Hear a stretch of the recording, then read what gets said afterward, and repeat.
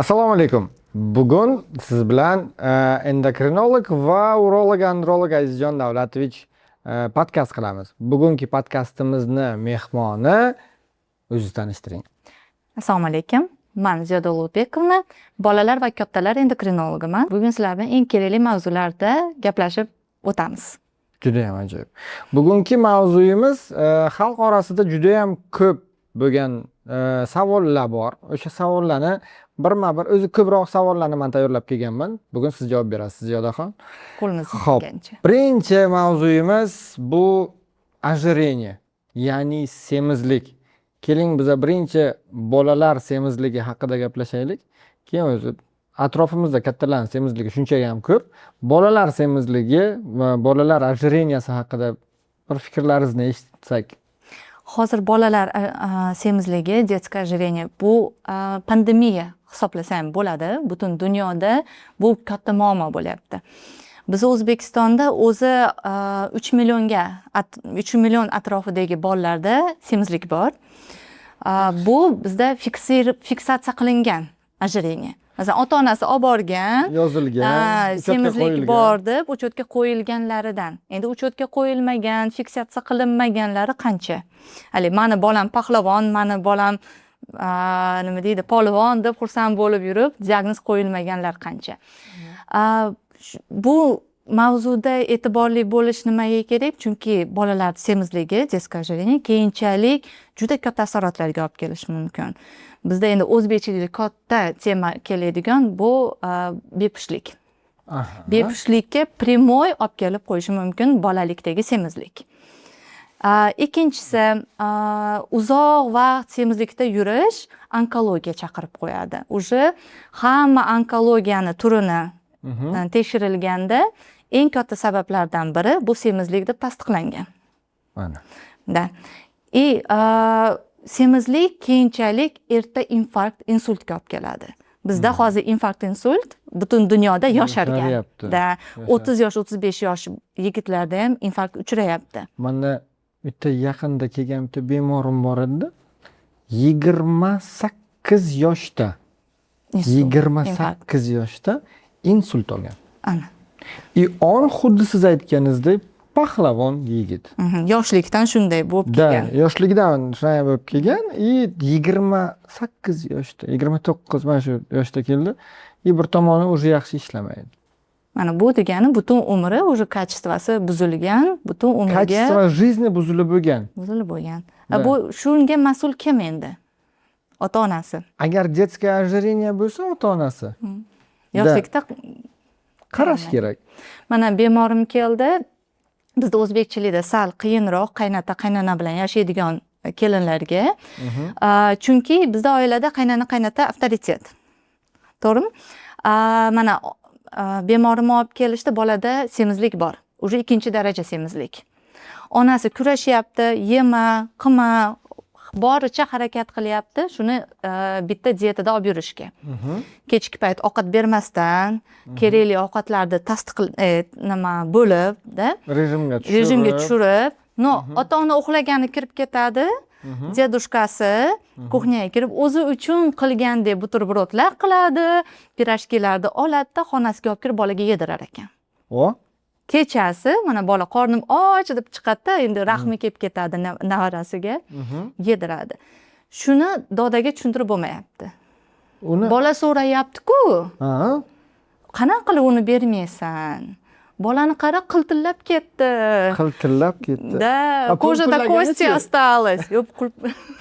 Po'mpillaganicha u kasal bo'lib qoladi bu ozg'inlikda.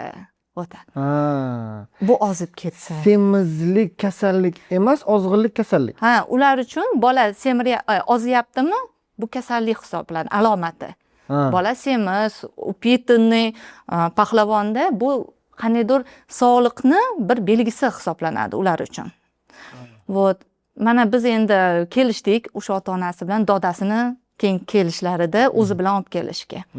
Chunki buni oilaviy miqyosda to'g'irlamasangiz, bitta bolani dori bilan ozdirib bera olmaysiz. Chunki bu rejim pitания, rejim hayotiy rejimda endi to'g'irlanishi kerak.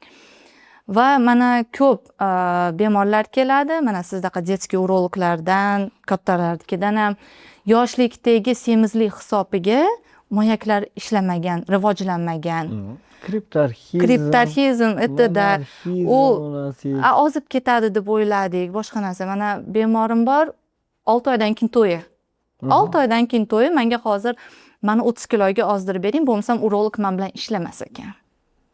Вот. To'y. Вот. Urolog jo'natgan ozib kelasan, keyin men ishlayman degan. A у него азоспермия. На фоне ожирения. На фоне ожирения азоспермия. Azospermiya. Вот. Endi xo'p, nima deydi? Men-ku ozdirib berarman. Men-ku ozdirib berarman. Keyin urug' chiqarmikan u? O'zi urolog jo'natgan, urug' chiqish foizi juda kam. Nadejda kam. Nadejda kam. No, давай попробуем deyilgan. Shuning uchun aytamanda ota-onalarga, bola ming ota-onasi parodisti semiz bo'lsa ham, yosh bola semiz bo'lish kerak emas. Standart ichida bo'lish kerak. Pitaniyani o'shanga qarab oilaviy o'zgartirish kerak. Chunki o'zingiz battan fast food yeb, kolani ichib turib, bolaga senga mumkin emas deyishi bu endi u xato. O'zingizni primeringiz bilan ko'rsatishingiz kerak endi. Qarang. Hozirgi ana bolalarning ожиренияsi ko'paydi deyapsiz-ku. Mana shu hozir fast food haqida gapirdingiz, gazirованный напитки haqida gapiryapsiz-da. O'ziz shuniga qanday qaraysiz? Газированные напитки и фастфуды. Как влияет на организм детей и как влияет на организм взрослых? Endi qarang, fast foodni biz nimani tasavvur qilamiz? Biz o'sha hot-dog, gamburger, lavash, например-da. В принципе, men ularga qat'iyan protiv emasman. Прям категорически protiv emasman. Me'yor. Hamma yo'q me'yorda bo'lishi kerak. Endi bola faqat fast food bilan oziqlansa bu noto'g'ri. Endi tushunaman, 2 haftada bir aylantirgani olib chiqasiz bolani, 1 oyda bir olib chiqasiz. Endi bolalar yaxshi ko'radi fast foodni. Yedirsa boshqa. Endi juda ovqat tanlab, faqat lavash yeydigan, faqat gamburger yeydigan bolalarni onasiga men tavsiya qilaman, uyda o'zlaring qilib beringlar deyman. Chunki kotletiga non solmaysiz deyman. Smetana har xil sousning o'rniga, har xil sous, mayonezning o'rniga smetana solib berasiz deyman. Chunki lavashlarning ichida e'tibor bergan bo'lsangiz, chipsilari bor. Siz uyda chips solmasdan go'shtlikkina qilib berasiz deyman. В принципе, lavashning noni, он хороший. Он бездрожжевой. Masalan, KBJUda juda katta nimasi yo'q. Katta kaloriya beradigan joyi yo'q. Просто me'yor bo'lishi kerak-da bu narsada. Hamma narsada me'yor bo'lishi kerak. Prinsipida. Endi masalan Coca-Colani ham olsak-da, gazirovka. Biz ham vrachmiz, biz uyimizda ham bo'ladi shu narsa. У меня нету дома колы. Вы молодец. Серьезно? Вы молодец, респект. Men gazirованный ichmay qo'yganimga ancha bo'lgan. Вы молодец. Uyimda ham yo'q, men bolalarimga ham doimiy aytaman. Gazirованный нам nельзя deyman. Har doim unaqada qolamiz. Ba'zan ana siz aytganingiz bor-ku, babushkasi, dedushkasi. Men aka-ukalarim, qarindosh urug'lar mehmonga kelgan paytida o'zlari bilan olib kelishganda ichadida kelib aytadi. Papa, я немножко колы выпил deydi. Там же немножко тоже. Да, u real oyida yoki 2 oyda bir marta ozgina ichib qo'ygan, lekin kelib aytadi. Молодец. Bizda я сама грешу иногда. Но bu me'yorda. Это у нас не каждый день, это у нас не каждую неделю, редко, но бывает. Но o'shanda ham под контролем-da endi. Да. Вот. Endi birinchi o'rinda siz bolaga qarashingiz kerak, нарушение вообще в метаболизме есть-нет. Ana shu. Вот. Chunki bola bo'lishi mumkin, 2 stakan kolani ham ko'tarib berishi mumkin organizmi. Bola bo'lishi mumkin, yarim stakanni ham ko'tarib bera olmaydi. Вот. Bunga e'tibor berish kerak. Endi yana bitta priznak, masalan, bola tug'ilganda 4 kilodan oshiq tug'ildimi, uglevodni obmenda o'zgarish bor degani. 4,5 kilo, 5 kilo tug'ildi, bizni bolamiz polvon tug'ildi deb xursand bo'lib osh berishga nima emas, povod emas. Shoshilmang. Nabarot, 4 kilodan oshiq tug'ilgan bolani sinchiklovlik bilan tekshirish kerak. Onani ham, bolani ham. Уже demak uglevodni obmenda нарушение bor, siz построже bo'lishingiz kerak edi pitaniyasida.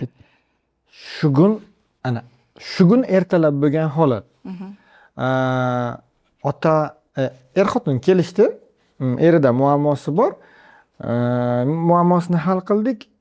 Onasi eriga aytyapti-da, endi bolani onasi eriga aytyapti. O'g'lingiz haqida so'rang, o'g'lingiz haqida so'rang deyapti-da. So'rayapti. 10 oylik o'g'lim bor.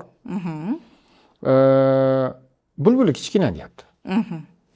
Aytdim, ladno, может, semizroqdir o'g'lingiz desam, ha dedi. Qancha tug'ilgan deb so'radim onasidan. 4 kilo 400 tug'ilgan pahlavon dedi. Aytdim, ozdiring. Yaxshi bo'ladi. Bolangizni ozdirsangiz yaxshi bo'ladi deb aytdim-da. Shu kun ertalab shu narsani men ularga tushuntirish qiyinroq ozgina. Masalan, eng katta muammo hozir bu endi qanday sizga tushuntirsam. Eng katta muammo hozir bolani jinsiy hayotiga qarashni boshlashyapti yoshligidan. Bu yaxshi narsa. Yaxshi. No, qarayapti, birinchi farzandi bilan ikkinchi farzandini orasida farq bor. Va birinchi farzandi 3 kilodan salgina oshiqroq tug'ilgan ekan. Bunisi уже 4 kilodan ortiq. Aytayapti, buniki katta edi, buniki kichkina deyapti.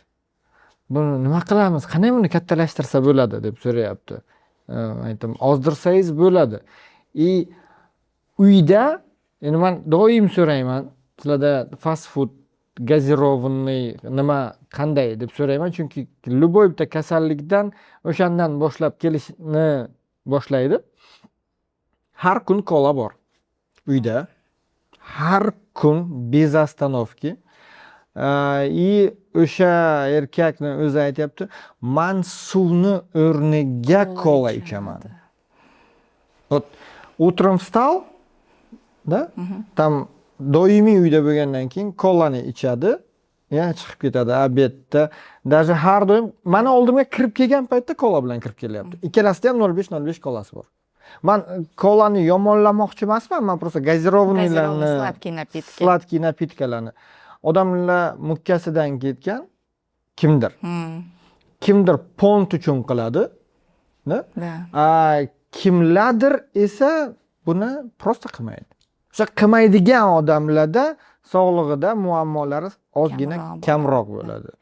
Endi siz kattalar deysiz, kechagi bemorim nevarasi bilan kelgan, endi qiziga qarayapman. Kirsam flash turibdi stolim ustida. Qaysi birlaring ichdilaring dedim. В принципе, ни бабушке, ни дочке нельзя это. Qaysi birlaring flash ichyapsizlar? 2 yosh bola. U ichyapti ekan flashni.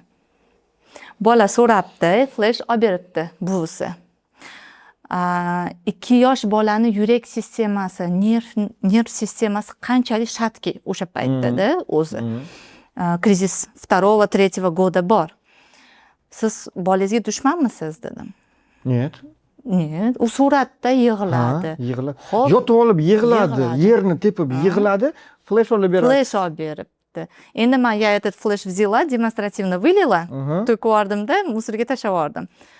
Chiqib ketyapman, bola buvisiga aytyapti. "Amma сейчас новый купим" deyapti. 2 yosh. Вот. Endi уже 2 yoshdan o'zgarish ketyapti-da, ertaga pubertat kelganda, jinsiy rivojlanish payti kelganda, потом будем пить тревогу. Уже endi unda orqaga qaytish yo'q bo'lib qoladi. Hozir mana siz o'zingiz bilasiz, endi biz endokrinolog sifatida nima emas-u, именно про мужское бесплодие как много их. Judayam ko'p. Мужское бесплодие сейчас превалирует над женским бесплодием. Да. Endi e'tiborli bo'linglar onajonlarim. Chunki yosh bolalikdagi semizlik keyinchalik bolangizni bepusht bo'lib qolishiga olib kelib qolishi mumkin. Endi uni uchun o'zi birinchi o'rinda 2 qat bo'lmoqchi bo'lgan homiladorlikni rejalashtirayotgan paytda ona vesini to'g'irlash kerak. Ana shu haqida ona vesini to'g'irlash kerak. Chunki gestatsionniy diabet, homiladorlikdagi diabet bolada, masalan, o'zi bola 7 haftagacha homila deylik, homila 7 haftagacha bir xil ketadi qiz bola, o'g'il bola rivojlanishi. 7 haftada o'sha bitta pik beradi testosteronni. bitta pik beradi LGFSG'miz nimasini-da, kletkalarimiz ishlashni boshlaydi. Shundan keyin o'g'il bolaga yoki qiz bolaga bo'linadi. Bitta вопрос. Man 3 haftaligida aniqlab berdim bu qiz yoki o'g'il ekanligini degan uzistlar bor. Yo'q, это bu нет. 7 haftagacha jinsiy rivojlanish qiz bola o'g'il bolada bir xil ketadi 7 haftagacha. 3 haftaligida aniqlab bergan. Yo'q, это уже yolg'on. Уже yolg'on, chunki 7 haftada birinchi testosteron pikka chiqishi kerak. Keyin tuxum mashonkaga tushishni boshlash kerak. O'zi tuxum rivojlanishni boshlanishi kerak. O'sha paytda tepadan sekin pastga tushishi kerak. Men ham ana shu gapni ba'zan ko'rib qolaman-da anaqada. Instagramda kavlab turgan paytimizda chiqadi 4 haftaligida bu o'g'il, bu qiz deb men ayta olaman deb gapiradi-ku. O'shalarga kommentariy yozmoqchi bo'laman. Endi bu hozir Instagram завлечение. Men uyalaman. Men keyin ular bilan sporlashishga borgim kelmaydi. Men lishni vaqtim yo'qda ular bilan sporlashishga. U noto'g'ri narsa. Chunki endi qarang, o'sha imенно 7 haftada masalan bizda bo'linish kerak jinsga, o'g'il bola, qiz bolaga deylik. Endi u xromosoma davno beri bo'lingan. Endi rivojlanish anatomический rivojlanish bo'yicha bo'linish kerak bo'lgan paytda onada liba gestasionniy diabet, homiladorlikdagi diabet, liba ortiqcha vazn bor. Ortiqcha vazn bor bo'lgan joyda onani gormonlarda o'zgarish bor bo'ladi. Va bolani o'g'il bola tarafga bo'linish joyini bloklab qo'yishi mumkin. Va xromosomada o'g'il bola bo'lyapti, lekin rivojlanishi qiz bola tomonga qarab, jinsi qiz bolaga qarab ketishi mumkin rivojlanishi. Nima derlardi shu? Endi o'zi masalan hozir o'sha kriptarxizm, ложный kriptarxizm o'zi shundan kelib chiqadi va как это? Hozir kelmayapti-da. Ну это все bokserlar chiqdi-yu. Мужчина, женщина не определить. Это transi, они anaqa qilmagan ular jinsini o'zgartirgan ular. Bokserlar jinsini o'zgartirgan edi ular. Нет, у нас этот же есть. Олимпиадада chiqdi-ku, с нашей дралась. Или как это? У них тестикулярная феминизация ekan-da. Да, феминизация. Вот. O'sha. Вот, demoqchiman, shu paytda ona sog'lom bo'lish kerak. Edi. Da. Shu holat bo'lmasligi uchun. Shu holat bo'lmasligi uchun. Ona ozishi kerak edi. Ona, homilador bo'lishdan oldin rejalashtirish paytida ona oziydi, modda almashuvini to'g'irlaydi, gormonlarni to'g'irlaydi, buqoq gormonlarini to'g'irlaydi. Tekshiruvlardan keyin уже homiladorlik kelsa, keyinchalik bolangizni kelajagini to'g'irlab bergan bo'lasiz. O'sha hozir qarasangiz kriptarxizmlar ko'p. Endi balkim oldin ham ko'p bo'lgandir. Men bolalar bilan shug'ullanmaganim uchun uchratmagan bo'lishim mumkin. Ayniqsa viloyatlarda kriptarxizm juda ko'p. Slishkam ko'p. Juda ko'p. Endi ilmiy tadqiqotlar o'tkazilganda sabablardan bittasi yod yetishmovchilik deb aniqlangan. Onalar homiladorlikka kirishdan oldin yod ichishni boshlashmaydi. Yodamarin ichish boshlanishi shart. Yodamarin, yodafol homiladorlikka tayyorgarlik ko'rishdi. Men shuni bilmasdim. Это обязательно, да. Они уже вот детские эндокринологlarimiz ilmiy centrimizdan, научный центримizdan, они вот ездили по областям, проверяли. Чем больше йододефицита в этой зоне, тем больше крипторхизма, частота крипторхизма. Men buni bilmasdim. Buni bitta unaqam bor. Bizda ham unaqalar bor-ku, istoriya boleznlar. Men bir qiziqib ko'rishim kerak ekanda. Chunki biz ham kriptorxizmni qilamiz. Onasini tekshirib ko'rsangiz, buqog'i bo'lgan bo'ladi o'sha paytda. Joyiga qarab hamni olib qarasak, geolokatsiya karta bor-ku, karta. O'sha yerda statistika chiqarib olasiz уже. Statistika chiqarib olsa bo'lar ekan. Bu ma'lumot men uchun yangilik bo'ldi. Bu tasdiqlangan va onada ortiqcha vazn bo'lishi juda katta rol o'ynaydi. Endi nimagadir u yoqdan ko'p keladi, 6 yosh, 7 yosh, 9 yosh bolalar operatsiya qilinmagan kriptorxizm bo'yicha. O'tib ketadi, tushadi degan hamma aytadi bu gapni. Mana hozirgi daniyalar bo'yicha-da oldin HGC qilinar edi, HGC bilan tushirib ko'rgan deyilardi. Yo'q, hozir 1 yoshgacha kriptarxizm istinniy diagnoz qo'yildimi, HGC kutmasdan уже operatsiya qilinishi kerak. Eshitdingizlar, qaranglar. Agar sizni bolangizni moyaklari, tuxumlari yuqorida qolgan bo'lsa, 1 yoshgacha uni pastga tushirish kerak ekan. Operativным путем, operatsiya yo'li bilan. Operatsiya yo'li bilan. Kutish kerak desa, kutishdan hojat yo'q.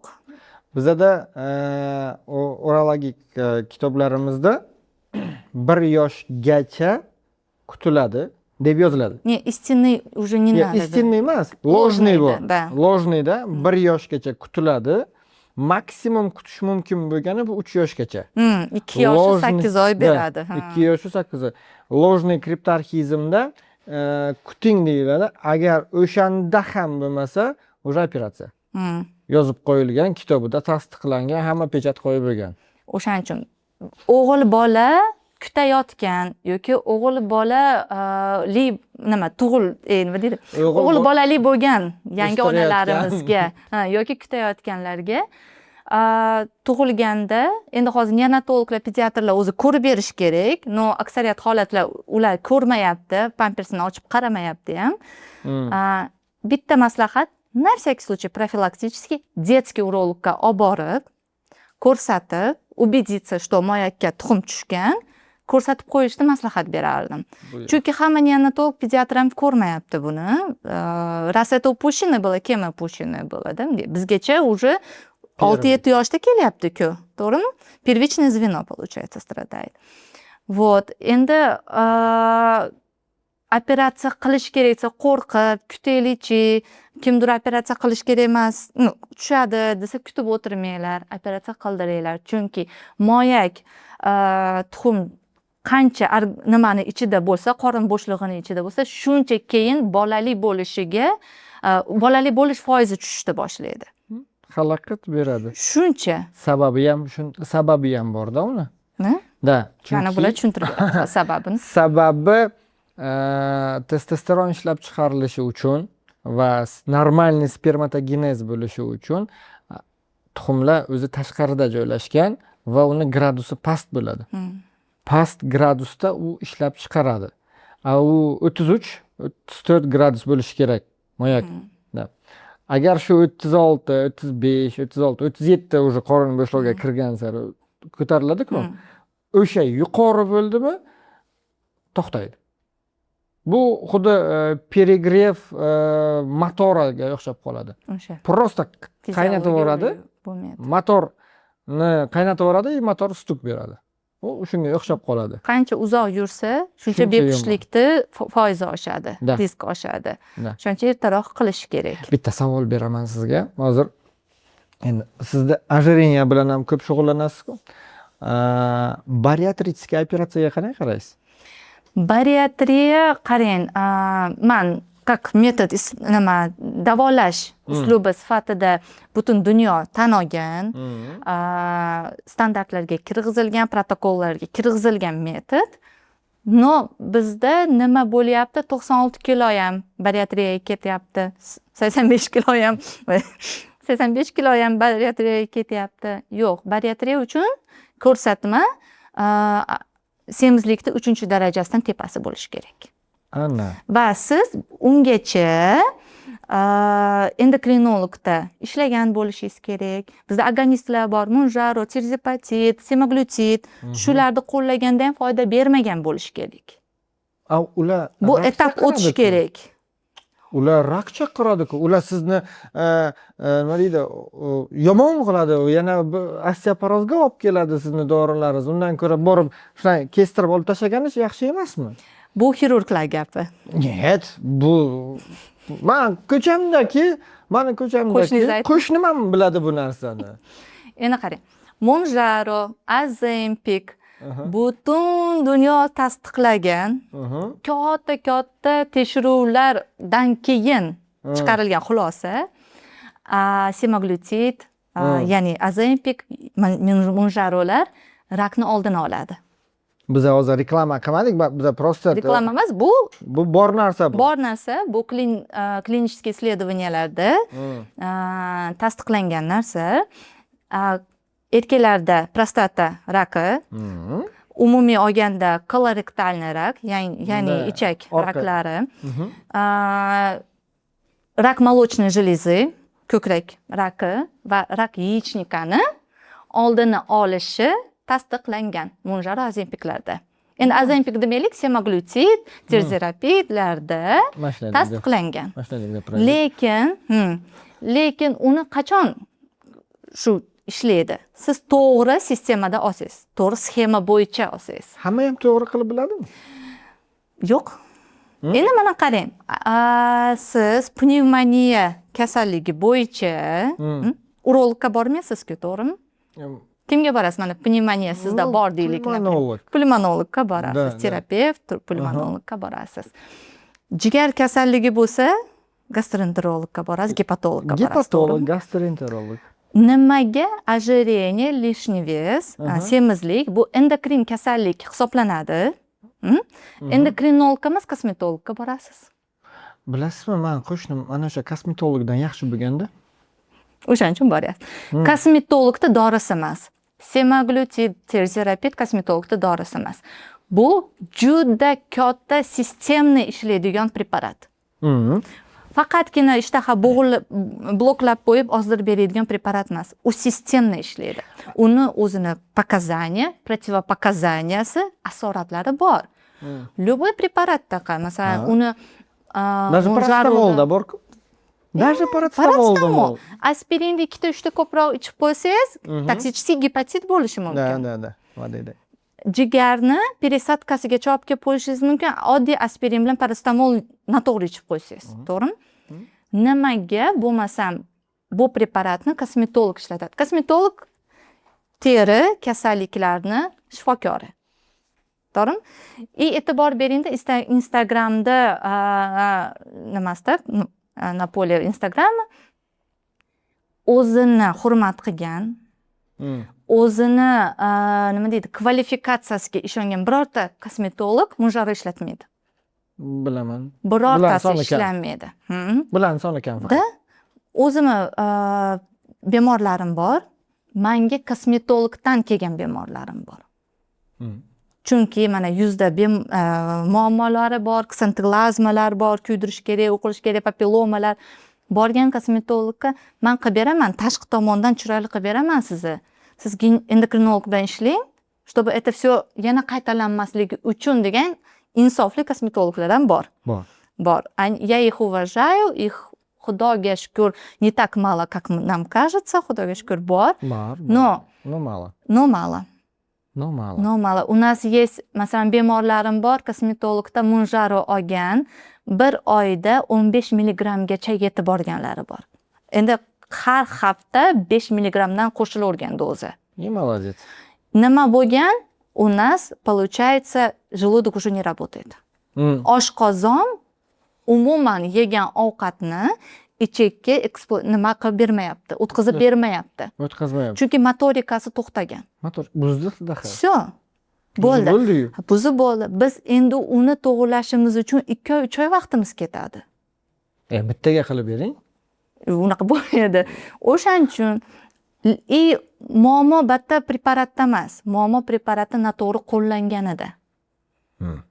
Ana siz hozir aytdingiz-ku, ожирениyani yuqori darajasida mana bu bariatriya qilinadi. Qachonki sizni o'sha preparatlaringiz ta'sir qilmaganda, целевой уровеньga yeta olmadingiz. Целевой уровеньga yetmaganida.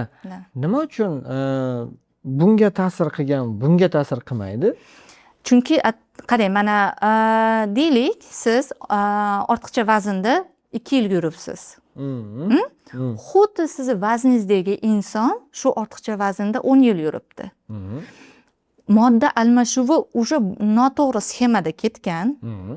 Uni endi to'g'rilash uchun endi 10 yil yig'ilgan narsani 10 yilda ketkazadi.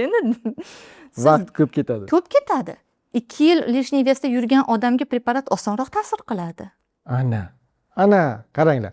Ana qaysidir preparat sizni qo'shningizga yaxshi ta'sir qilgan bo'lsa, sizga ta'sir qilmayotgan bo'lsa, u doktorni ham aybi emas yoki sizga tavsiya bergan odamni ham aybi emasda. U sizni organizmingizda moddalar almashinuvi qanaqa darajada ekanligiga bog'liq. Mana xuddi shu narsani tushuntirib berdingiz-da hozir. Chunki modda almashuvi yillar mobaynida noto'g'ri yo'nalish bo'yicha ketdimi, o'sha исходный точкаga qaytishingiz kerak-da birinchi. Juda ham ko'p vaqt. Orqaga qaytib, keyin to'g'rilashingiz kerak. U 1 oy, 3 oylik ish emas. Eng mana endokrinologlarni, o'sha vrachlarni eng yomon ko'rgan gaplaridan biri sizda ham shunaqa bo'lsa kerak. Men shunchasiga bordim, foyda ko'rmadim degan bemorni men juda yoqtirmayman. Nega kayfuya от них? Endi u siz nima deydi, это уже черта характера-da endi. Hammaga bordim, yo'q, uni emas. Mani bormagan doktorim qolmadi. Foyda ko'rmadim. Hech kim menga yordam bera olmadi. Sizni ko'rdim, shu uchun keldim. Bu degani meni ham nimamni topadi, noyimni topadi bu inson. Hech qaysi vrach mendan yordam ko'rmay ketsin demaydi. Maksimal darajada rezultat olishga yozib beradi. Bu degani vrach noto'g'ri yozdi degani emas. To'g'ri, vrachlarda ham xato nimalar bo'ladi, no u ataylab qilmaydi. Bemor yoki shu rekomendatsiyalarga rioya qilmadi, amal qilmadi yoki aytgan vaqtida kelib o'zgartirilmadi. Следующий vizit degan joyiga qaralmadi. Mana biz aytamiz, hozircha shuni ichasiz, ko'ramiz, organizmingiz qanday reaksiya beradi bu narsaga. Preparat ta'sir qilmadi, kutdik 2-3 oy. Это естественно, hamma organizm har xil, vrach buni bila olmaydi, siz organizmingizni ichidan ko'rib bera olmaydi-da. Ikkinchi etapga o'tiladi. Давай мы это уберем, mana uni qo'shib ko'ramiz. To'g'ri. Chunki har bitta bemorning o'zini sxemasi bor. U bittada topilmaydi. Individual degan so'zni ana shu yerda qo'shishimiz kerak edi. Individual, har bitta bemorga отдельно ishlanadi. Hammaga bir xil preparat yozilmaydi. Hammaga bir xil dozirovka yozilmaydi va hamma bitta dorini ichsa tuzalib qolmaydi. Волшебный preparat yo'q, волшебный mo'jizaviy dori yo'q. Hammaga o'ziga yarasha sxema, o'ziga yarasha preparat tanlanadi. Endi bariatriyaga qaytsak. Bariatriyaga o'zimiz ham jo'natamiz, ko'rsatmalariga qarab, juda yaxshi metod, juda yaxshi rezultat beradigan. Lekin bariatriyadan keyin uni reabilitatsion periodini ham qilib berish kerak-da. Bemor. Shunda muammo bor. Shunda muammo bo'lyapti. Chunki vez tashlayapman deb xursand, qolgan hech narsaga qaralmayapti. Masalan, nashat bariatriya besplodiyalar bilan qanaqa nimada? Sizda shunaqa savol bor edi? Bariatriya va besplodiya, bepushtlik. Ortiqcha vazn hisobiga kelayotgan bepushtlikni bariatriya davolab beradi. Chunki ortiqcha vazn ketdi, yog' qatlami ketdi, jinsiy gormonlar ishlab chiqarilishi to'g'irlandi, normaga tushdi, endometriy qatlami yaxshilandi.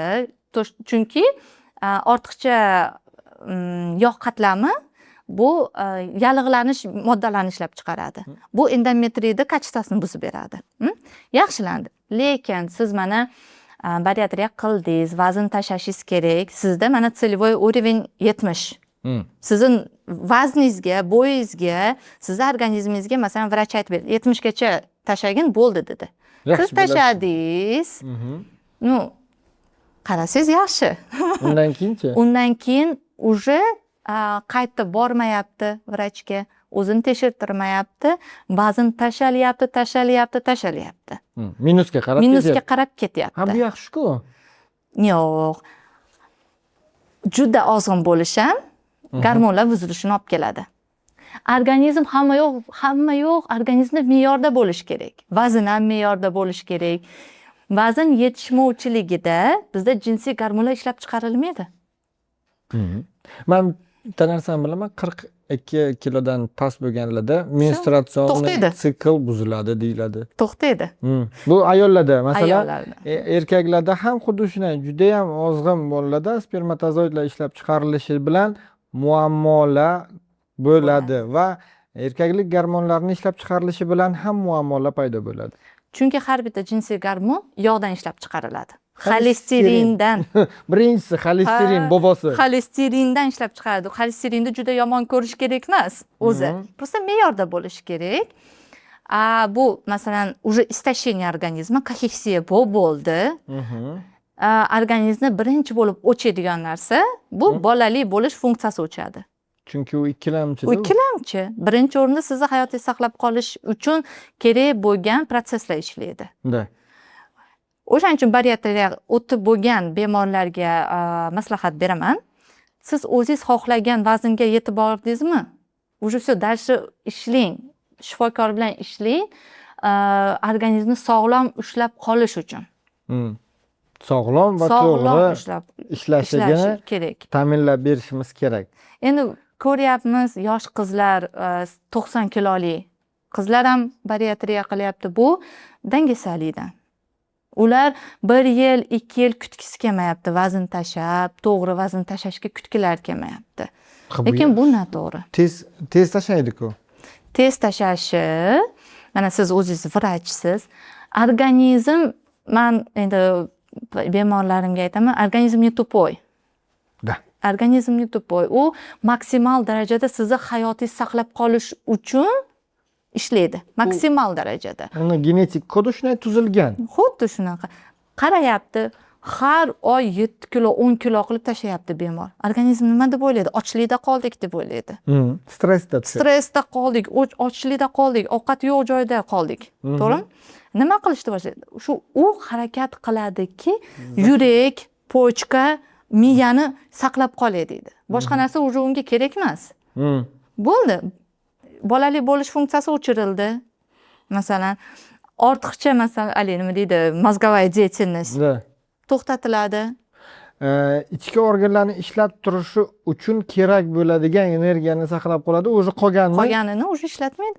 U narsaga energiya ishlatish uning uchun muhim emas. Muhim emas. Самое главное, yurak ishlab berish kerak, pochka ishlab berish kerak, o'sha miyani, ito bazaviy funksiyaga ishlab berish kerak-da. Podkorkovoy sistema ishlab berish kerak. Ortiqcha aqllilikka уже yetmaydi u.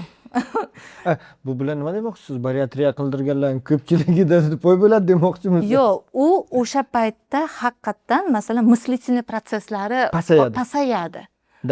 Pasayadi. O'sha narsa bo'lmaslik uchun yomon demayman bariatriyani. Men ham yomon demoqchi emasman, men просто xirurglar ishini qildi, bo'ldi.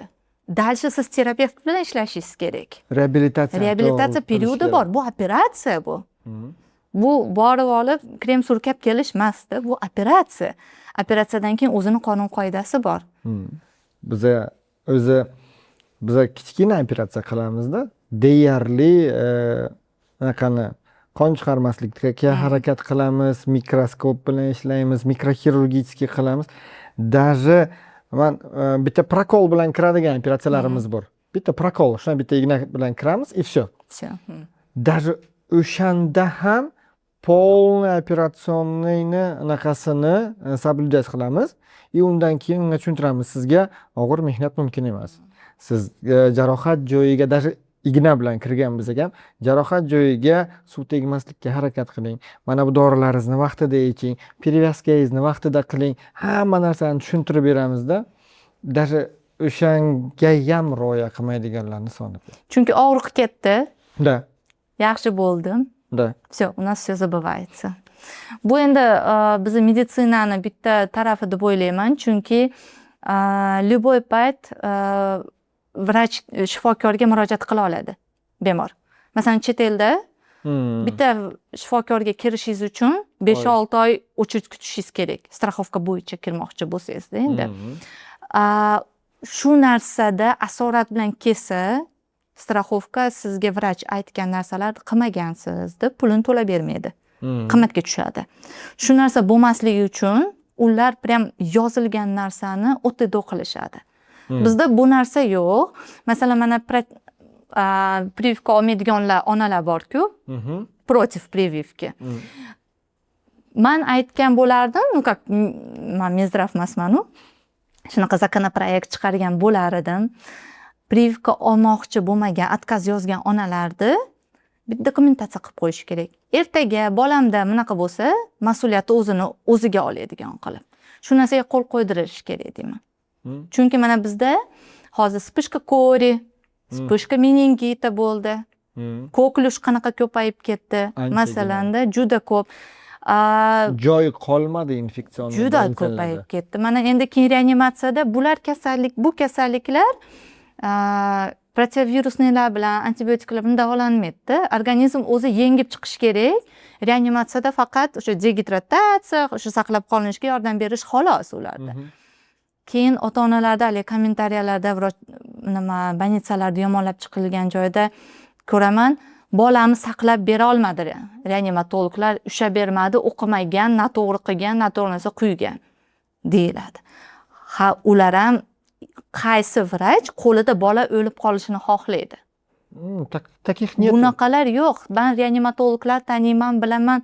Ularga hurmatim juda katta. Meniki juda ham baland. Ular yo'q joydan chiqarib beradi insonni-da. Siz shu ko'rdingiz, shu bo'ldi degan joyingizdan ular chiqarib beradi. Qo'lidan kelgancha qiladi. Lekin privivka olmagan, asorat bilan kelgan. Uni aytib bo'lmaydi. Vot. Shuning uchun nima deydi, bolani sog'lig'i birinchi o'rinda ota-onaning mas'uliyatida. Birinchi o'rin. Shunga qarab qilinsa yaxshiroq. Endi hozir yaxshi Dimet chiqdi. Hamma narsani yozyapmiz. Dimet sistema menga to'g'ri hali nima emas, nima deydi, idealni qilingan sistema emas. Endi sekin-sekin to'g'rilanadi. Men razrabotkasi bo'ldim bu Dimet bo'yicha. Chunki har bitta vrachda yozgan narsa отслеживается. Ertaga bemorga nimadir bo'ladigan bo'lsa, kimdan so'ralishini уже sistema topib beradi. Qog'ozga yozib jo'natib yubora olmaysiz bemorni. Zo'r bo'ldi. Juda yaxshi bo'ldi. Men bu narsaga juda xursandman. Keyinchalik straxoviy meditsina kelsa, undan ham xursand bo'laman. Xudo xolasa. Endi chunki endokrinologiyani o'zini bo'yniga oladiganlar ko'p. Kardiologlar ham gormonlar bilan ishlab ketaveradi, ginekologlar ham gormonlar bilan ishlab ketaveradi. To'g'ri, gormon ozgina milligram gormon butun organizmda o'zgartirib beradi. Lekin uni hech kim inobatga olmayapti. Oladi. Endi hech kim bilgan noto'g'ri, bilgan foiz vrachlar. Masalan, mana urologlardan kelishadi, siz endokrinologlar bilan ishlab ko'ring, keyin kelasiz deyishadi. Ular bo'yniga olmaydi, bilaman. Aksariyat holatda shunaqa bo'ladi, noto'g'ri yozilgan. Dozirovkalar juda noto'g'ri yozilgan bo'ladi. Bemor уже yomon bo'lib keladi bizga. Og'ir ahvolda keladi. Shuning uchun страховая медицина тоже хорошо. В принципе, да endi. Endi men juda ham ko'p gapiradigan bitta temam bor-da. Bu testosteron. Testosteron. Давай поговорим с тобой на эту тему. Давайте. Testosteron и birinchi naqa bolalardan boshlaymiz. Ana shu bolani testosteronni ishlab chiqarilishi birinchisi 7 haftaligidan boshladik. Yo'q, bolada ishlab chiqarilmaydi. Onani testosteroni pika keladi. O'sha unda naqa ham kerak. Zakladka bo'ladi. Zakladka kerak-ku.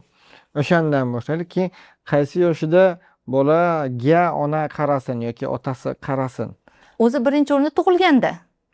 Bola tug'ildi, o'g'il bola tug'ildi. Tuxumlari moyakka tushdi yoki yo'q, это обязательно надо проверить. Обязательно tekshirish kerak. Keyinchalik bolani mana 7-8 yoshgacha bitta показатель bilan bola sog'lom nosog'lomligini bilishingiz mumkin. Bo'y o'sish dinamikasi. Har yil o'lchab boriladi. Bir yilda bola 5-6 santimetr qo'shyapti, уже хорошо. Agar siz bir yil 3 santimetr qo'shdi, ikkinchi yiliga 2 santimetr xolos qo'shdi, uchinchi yiliga 1 santimetr xolos qo'shdi. Qarasangiz, уже dinamika orqaga qarab ketyapti. Уже shunda siz tekshiruvga borishingiz kerak. Bitta, bo'y o'sish dinamikasi bo'yicha bola to'g'ri rivojlanyapti yoki yo'q bilib olish mumkin. Bu bilasizmi, uni eslatadi-da, biz yoshligimizda Devorga. qo'yardilar, chizardilar-da o'sha yerda. У нас дома так было. У нас тоже. Chizardilar-da, masalan, Aziz deb yozib qo'yardilar. Числоsi. Akamni yoki ukamni yozib qo'yardilar. Bir yildan keyin yoki har 6 oyda, bor devorga turchi derdilar. O'sha o'lchab turish kerak onalar. Chunki menga bolalar keladi-da, oyisi qachon o'sishdan to'xtadi? Sen bilmayman deyishadi. Telefon bor-ku. Ну, o'sha manu 3 yildan beri 1 santimetr ham qo'shmadi degan narsa yo'q-da. Keyin aytaman, хотя бы shimi kaltalashganidan bilasizmi deyman. Yo'q deydi, 2 yildan beri shu shimni kiyaveradi deydi. Ana. Kiyim nimasidan-da? Yo'q. Shu bolani bo'y o'sishiga qarab turilish kerak va bola semiz bo'lmaslik kerak. Endi bolada tuklanishlar chiqishda boshlanishi, masalan, yoshi bo'yicha. O'g'il bolalarda 8 yoshdan уже sassiq teri hidi chiqadi. Boshi sasiydi. Sasiydi. Birinchi boshidan boshlanadi sasish. Birinchi boshidan. Qo'ltiqlari sassiq chiqishdi 8 yoshdan. Undan erta emas. Keyin Ne xayriyalna. Bu yozilgan, bu kitobda yozilgan. Keyin o'sha birinchi sasish boshlanadi. Keyin 9 yoshlardan boshlab tuklanish boshlanadi. Tuklanish boshlanadi, olatlari kattalashishda boshlanadi. Keyin уже soqol mo'ylov chiqishda boshlaydi. Birinchi mo'ylov, keyin soqol. Birinchi. Va 12-13 yoshda bolani ovozi o'zgarishi kerak. O'g'il bolacha. O'g'il bola. Ovozga o'tish kerak. Как это? Мужественный голос. Нет, ой, как это называется? Qaysi biri? Вот именно голос, ломается голос. Ovoz sinishi. Ovoz sinishi, durillashda boshlash kerak. 12-13 yoshda bola, o'g'il bola. Bemorlar keladi 16-17 yoshda ham chiylagan, yosh bolani ovozida. Ovoz durillash yo'q, tuklanish yo'q, sassiq hid chiqish yo'q. Uni tekshirish kerak. Uni tekshirish kerak. Endi qizlarda mana shu sasishda olib nima qilsak, endi ota-onalar biladi buni, chunki ko'pchilik yozadi menga. Qizlarda 8 yoshdan boshlanadi. Undan erta bo'lish kerak emas. Kimdadir 8 yoshda, kimdadir 9 yoshda bo'ladi. Shu hidli terlashlardan boshlandimi, jinsiy rivojlanishga qadam qo'ydik degan. Shu qadam qo'yishimiz paytda ortiqcha vazn bo'lish kerak emas. Ana. O'sha paytda agar ortiqcha vazn bo'lsa, endi qadam qo'yilayotgan joyda уже нарушение ketadi, buzilish ketadi. Shu paytga kelayotganda bola to'g'ri vaznda bo'lishi kerak. Juda ozg'in bo'lishi kerak emas va juda semiz bo'lishi kerak emas. O'zini normativi bor. Keyin masalan qizlarda hayz kelmaslik yoki bolalarda kechikib kelishi yoki bolada jinsiy rivojlanishda to'xtab qolish vazn yetishmasligidan ham bo'ladi. Masalan, hisoblaymiz, qaraymiz, o'lchaymiz. Qiz bola 21 kilo, 24 kilo, qizlarda 28 kilodan tepa bo'lishi kerak. 13 yoshli qizlardan boshlanadi? Yo'q, 9 yoshda, o'shandan tepa bo'lsa, 9 keyin yoshli puskovoy kurok bo'ladi. Ana shuni qaytib ayting. 9 yoshda qizlar 28 kilodan baland bo'lsa, keyin rivojlanish boshlanadi. 28 kilodan past bo'lsa, qiz bola jinsiy rivojlanish yo'lga qo'yilmaydi. O'g'il bolalarda-chi? O'g'il bolalarda hozir aldashga nima qilaman? 34 kilomida 32, hozir eslolmayapman. 30 dan yuqori. 30 dan yuqori bo'lishi kerak. Bo'lishi kerak. Jinsiy rivojlanish shunday yo'lga qo'yilishi uchun, yoqilishi uchun. Pusk berish uchun. O'sha qizil knopkani bosish uchun qizlar 28 kilodan yuqori bo'lishi kerak, o'g'il bola 30 kilodan yuqori bo'lishi kerak. Lekin normada bo'lishi kerak. Va normada bo'lishi kerak. Yaxshi. 14 yoshli qiz 64 kilo bilan kelish kerak emas menga. Shunaqalar ham bor. Bor. Bor, bunaqalar ham bor. E'tiborli bo'lish kerak. Men bitta narsani e'tibor beraman. Ko'pincha odamlarga e'tibor beraman. Tashqariga chiqqan paytimda bu может anaqani kasb kasalligidir. Kasb kasalligi. Profdeformatsiya. Da. Fast foodlar sotadigan qator bor-ku, торговый sentrlarda. E'tibor berganmisiz? Ha. там все полненькие. И с родителями тоже полненькими. Да, и с родителями тоже полненькие. Да. Да? В ресторанах, да, Да. полненьких мало. Меньше, да. Ну, там порции, вы знаете, какие. Strogiy, да. Gap porsiyada Yo'q, o'sha narsaga to'yyapti-da demoqchiman Da. shu odam. Да. Anaqa bu narsa уже xuddi anaqaga kiryapti-da, уже bizani Urfga kiryapti. urfga kiryapti. Uyda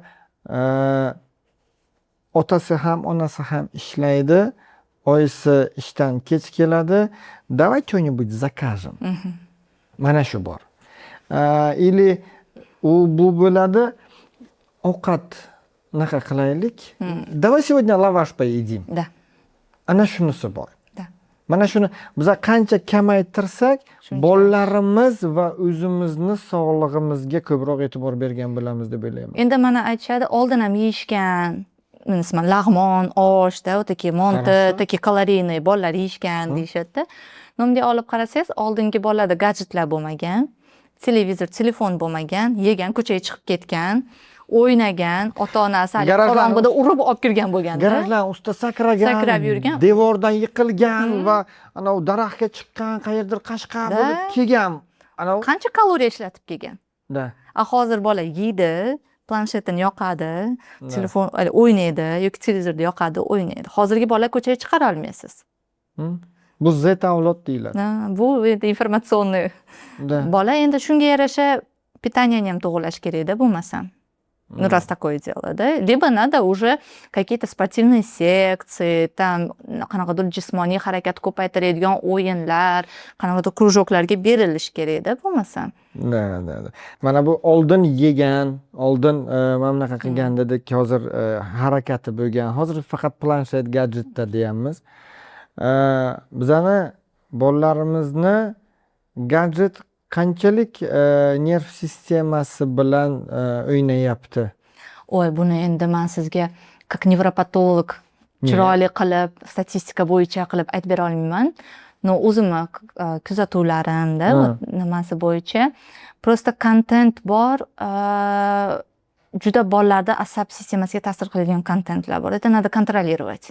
Bola nima ko'ryapti, nima haqida qiziqyapti, qaysi kontentni ko'ryapti. Bu это надо следить за Va этим. qaysi o'yinlarni o'ynayapti. Да. Chunki endi может не в тему, это o'yinlarni ichida я видела документалку, masalan, o'yindan etapdan etapga qanaqa o'tish haqida aytib beradigan kanallar bor ekanda.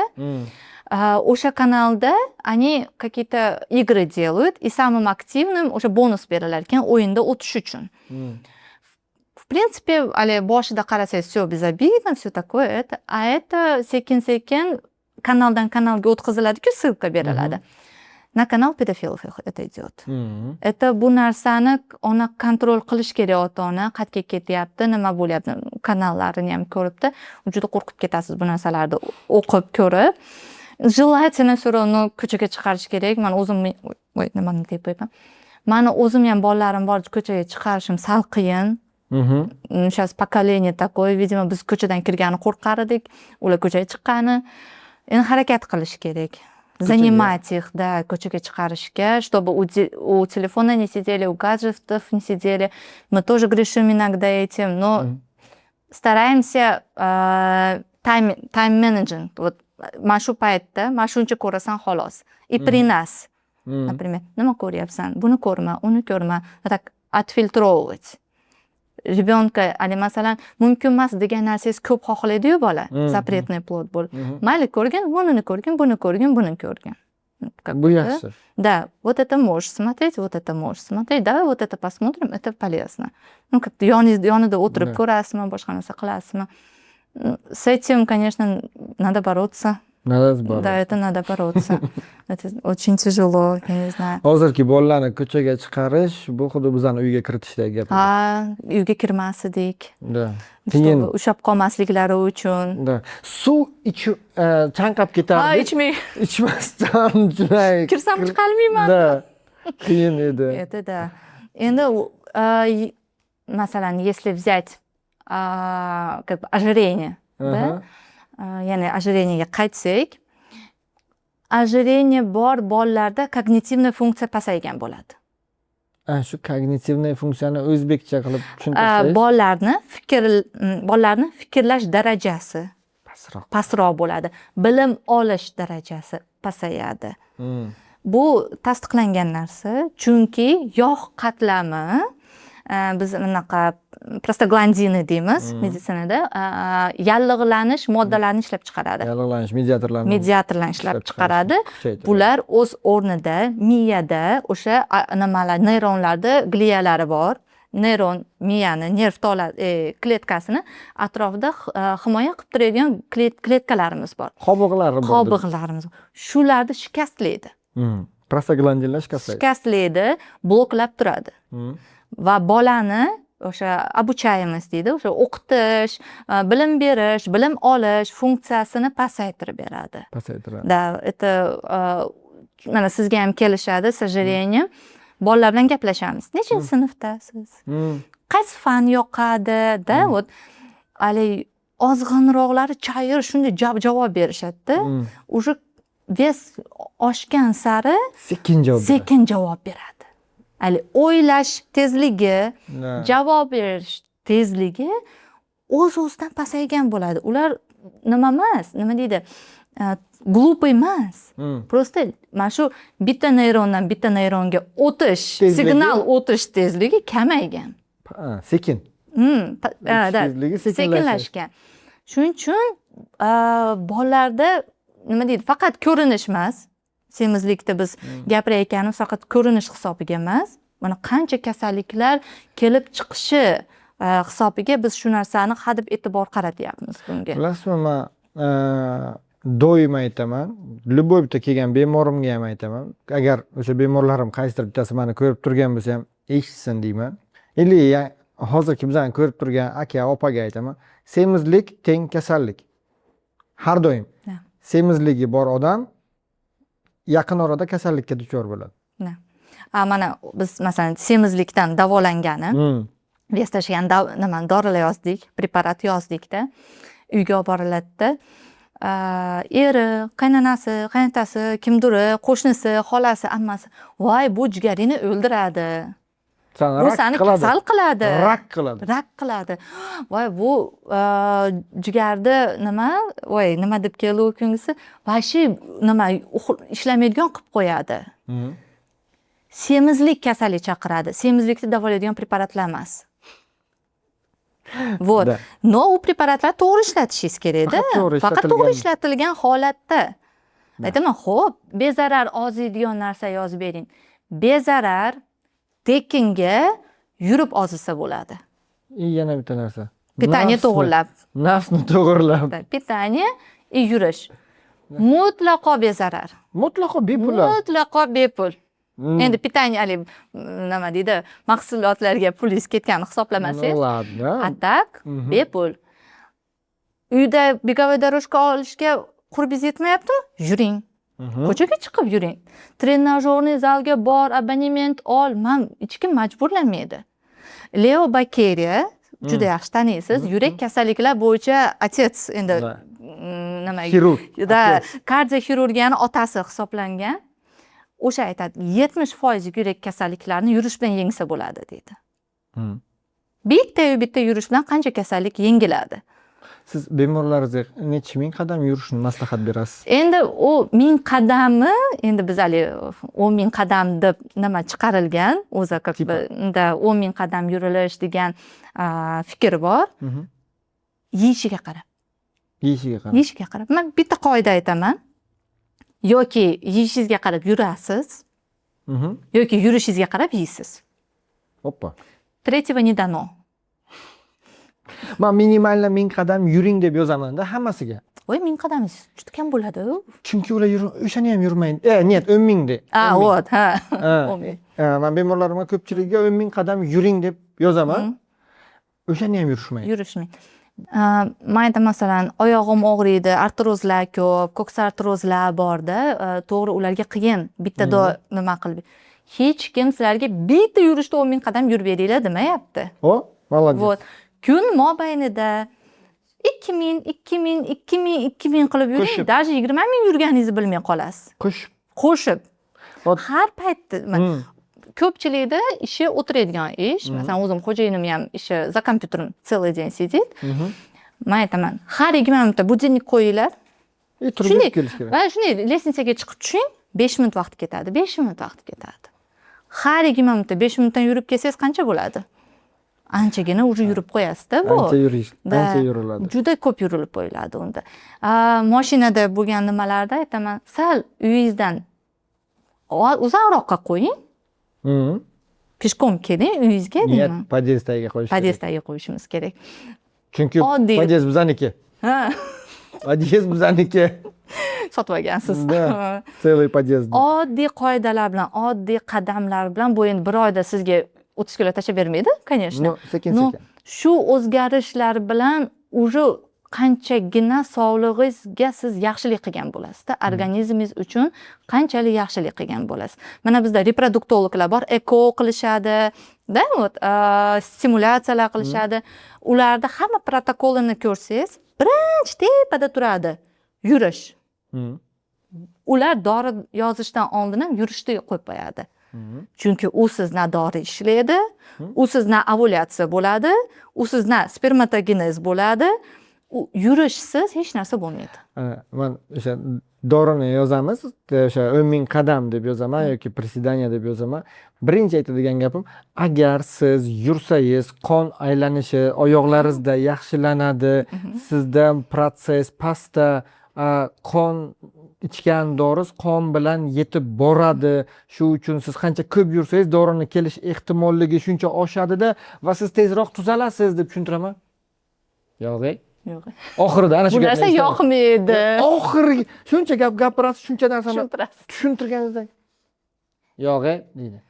Endi Eng zo'r gapim. yo'q, endi bo'lmasam bunaqada я тоже говорю. Bo'ldi, bo'lmasam har oy kelasiz. Konsultatsiyaga pul to'laysiz, analizga pul to'laysiz. Pulingiz yoki menga ketadi, yoki o'sha yurishingizga. Tam качественные кроссовки, качественные купите deyman. Yoki uyga o'sha begovая дорожка olinglar deyman. Pulingizni o'zingiz uchun ishlating, meni konsultatsiyamga emas deyman-da. Liba хотя бы o'sha nima deydi, kошелек tomondan kelib chiqasiz-da. Boshqa variantingiz yo'q. Boshqa varianti yo'q. Chunki u yerda uni ikkita narsa qiziqtiradi. Sog'lig'i va koshelyogi. Noladi. Sog'lig'i тоже hammada ham nima emas. Masalan, diabet bilan og'rigan bemorlarda olsak, erkaklarda qandli diabet bor bo'lsa, endokrinologga faqatgina уже erkaklikda erektilniy disfunksiya boshlansa, urologga boriladi. Urolog saharlaringizni to'g'irlab keling, keyin ishlaymiz deydi, keyin bizga yetib keladi.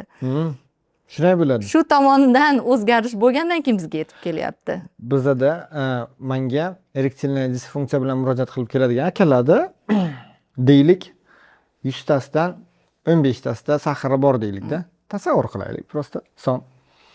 15 tasida saharini hammasida 15 dan yuqori. Dori ichishmaydi. 15 dan yuqori. Aka, saharingizni korreksiya qilasizmi? Ha, nima qilasiz? Insulin olaman. Yaxshi. Uni korreksiya qilinmagan. 2 yil naryoqda yozib berilganda yuribdi. 2 yil oldin yozilgan insulin qancha olasiz?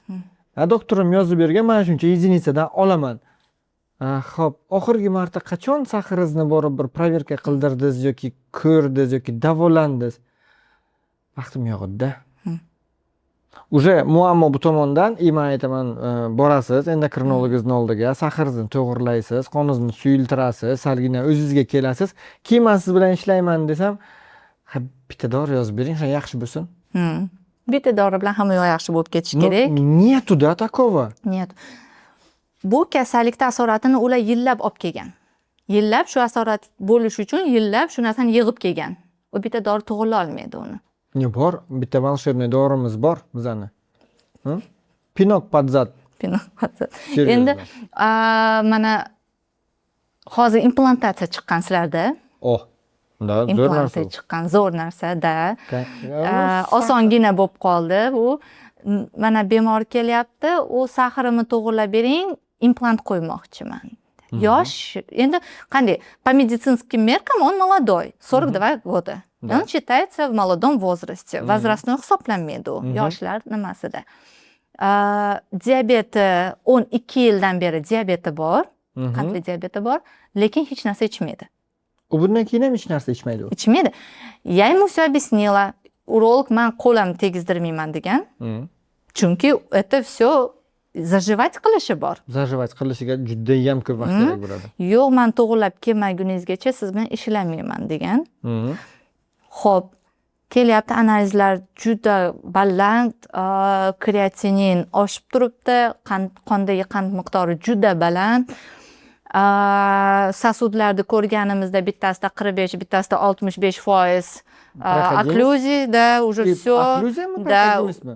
Okklyuziya 65-45, yopilish foizi 45-65.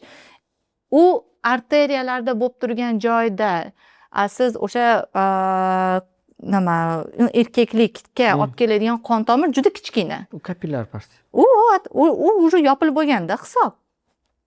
Endi aytyapman, siz qon tomirlaringiz tozalansa, qon aylanishi yaxshilansa, balkim u urologingiz implant qo'ymasdan medikamentoz qilmoqchidir. O'shuning uchun sizni jo'natgan dedim. 2 haftada deydi, menga yaxshilab bering, men kinezmi aylangani ketmoqchiman deydi. Men endi 10 yil qandli diabetdan ichmagan dorisi bo'lib kelgan asoratini 2 haftada to'g'rilab berishim. Qiyin. U iloji yo'q u. Chunki podbor preparata u. Xo'p, dedik, buni topshirib keling, to'g'irlaymiz, keyin qilinadi. Deydi, pulim yo'q deydi. Ha, urologga boribsiz-ku dedim. Pulingiz ham bor ekan dedim.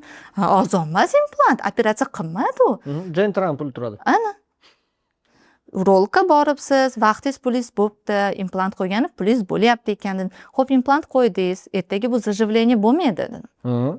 Ertaga o'sha pulingiz ham ketdi. Sahari borda qiyinroq bo'ladi. Buni qilaylik dedim.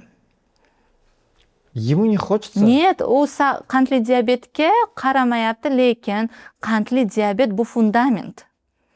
Bu fundament. Agar qandli diabet to'g'irlanmasa, na dori to'qimani ichiga kiradi, ichilgan dori, na tikilgan, qilingan manipulyatsiyaning joyi bitadi. U foydasi yo'q. Nimagadir bizni xalq shuni tushunmayapti, qandli diabetga juda qo'l uchida qaraydi. Chunki og'ritmaydi qandli diabet. Da. Faqat asorati og'ritadi. Нет, asorati ham deyarli og'ritmaydi. Gangrena bu ham og'ritmaydi-ku. Neyropatiya. Unda ko'radi. Achaba. Da, neyropatiya u ham og'ritmaydi. Sezuvchanlik pasayishi. U вообще sezmay qoladi. Retinopatiya u ham og'ritmaydi. Ko'rishdan Ko'rishdan, da. И то отслойка bo'lgandan keyin. Отслойка bo'lmagungacha retinopatiya borligini ham bilmaydi. Da. Masalan, qandli diabet og'ritmaydi, turishga xalaqit beradi, lekin og'ritmaydi. U miyasida og'riq beradi, yuragida og'riq beradi va erkakligiga tekkanida og'riq beradi. Вот, faqatgina qachon erkaklik funksiyasi buzilishni boshlaganda qandli diabetga keyin qarashni boshlaydi. Menda shunaqa akalar keladi, tam 20-25 sahr bilan keladi-da. Aka, iltimos, birinchi o'rinda sahringizni hech bo'lmaganda deyman, eng kamida 8 gacha tushiring deyman. 8 gacha, endi 8 ham patologda bizlar uchun hozir. Amerikada gapingizni bo'ldim. Glikozirni gemoglobin 6,5 bo'lmasa operatsiyaga olmaydi. Qaytaraveradi. Bizda 7 shu. Biz o'zimizga anaqa kriteriya qilib qo'yganmiz. Ularda nima-ku, страховая медицина-ku, masalan 6,5 gacha bo'lmasdan operatsiyaga olsa, vrach to'laydi pulini. Da. Вот, ularda mana shu qonun bor-ku. Ular 6,5 bo'lmasa bemorni olmaydi. Bizda 7, biz o'zimizni klinikada 7. Хотя бы. Eng kami. Sahari bormi akani, insulini tekshirilganmi, glyukozasi tekshirilganmi, gemoglobini bormi? Gemoglobinga qaranglar nechi? Yo'q, qaytaringlar. To tushirmaguncha endokrinologdan keyin kelsin bizani oldimizga. Qandli diabeti bor bemorlar birinchi o'rinda qandli diabet to'g'irlanishi kerak. Birinchi o'rinda. Va qandli diabetingiz bilan birga sizda ojireniya ham bormi? Ikkalasini birga davolang. Chunki ertaga sizda, agar siz erkak kishi bo'lsangiz, birinchi erektilniy disfunksiya boshlanadi. keyin преждевременная эвакуляция, endi bu boshlanadi. Keyin esa nerv tolalaringizni sezishi pasayishni boshlaydi va undan keyin asta sekinlik bilan boshqa kasalliklaringiz avj olishni boshlaydi. Esingizdan chiqarmang, davleniya ham sizni ancha joygacha olib borib qo'yishi mumkin. Chunki saharniy diabet plus ожирение это plus сердечная недостаточностьga ham ketamizda o'sha tomonga qarab. Chunki bu siz uchun juda ham kerakli mavzu edi bu.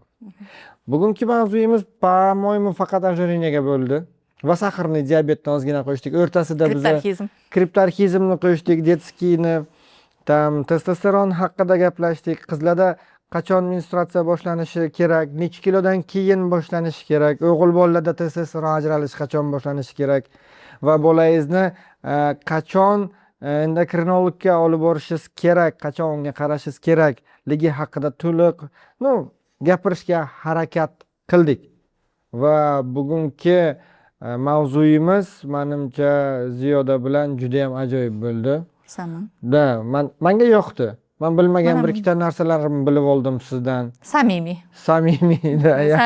bo'ldi. Nima bo'yicha emas, deklaratsiya bo'yicha emas. Men o'zi podkastlarimda deklaratsiya bo'yicha gapirmayman. Mani oldimga mehmonlarimizni, doktorlarimizni chaqirgan paytimizda bular ham deklaratsiya bilan gapirmaydi. Shunisiga ham shukr. Agar shu videoni ko'rganda savollar tug'iladigan bo'lsa, biz jon-dildan javob beramiz. Albatta. Bolalar sog'lig'iga juda katta e'tibor bering, chunki ular bizning kelajagimiz. Конечно. Bu kelajagimiz. Конечно. Sizga katta rahmat. Sizga ham rahmat taklif qilganingiz uchun. Обязательно. Keyingi mavzuyimizda, masalan, endokrinologga qanaqadir savollaringiz bo'lsa, kommentariyalarda yozib qoldiringlar. Albatta sizlarga javob beriladi yoki keyingi podkastimizga chaqirgan paytimizda sizni savolingizga albatta javob beriladi. Всего хорошего. Hammalaringizga rahmat. Sog' bo'linglar.